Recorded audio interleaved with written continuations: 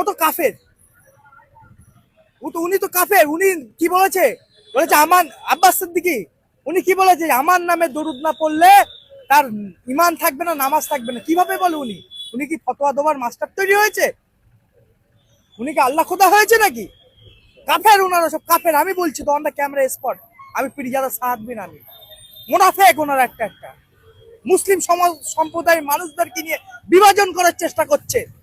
আজকে দেখুন ভাঙড়ের নিজেদের ভাই ভাইয়ের মধ্যে ঝামেলা পাকানোর চেষ্টা করছে এই আব্বাস সিদ্দিকী, এই নওশাদ সিদ্দিকী।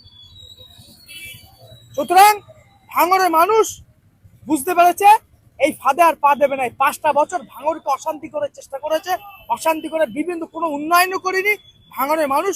ফলে ফলে বুঝতে পারছে। দেখুন না, ভাঙড়ে যান, মা বোনদের কাছে খবর নিন, লক্ষ্মী ভান্ডারের টাকা অ্যাকাউন্টে ঢুকে যাচ্ছে। মাননীয় মুখ্যমন্ত্রী মমতা বন্দ্যোপাধ্যায় প্রকল্প, প্রত্যেক ঘরে ঘরে লক্ষ্মী ভান্ডারের 1500 টাকা, যুবসাথীর টাকা।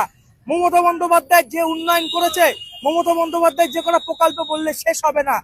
মমতা বন্দ্যোপাধ্যায় বিভিন্ন অন্তত 1 থেকে 200 প্রকল্প শুধু মমতা বন্দ্যোপাধ্যায় মানুষের সেবা করার জন্য বসে আছে।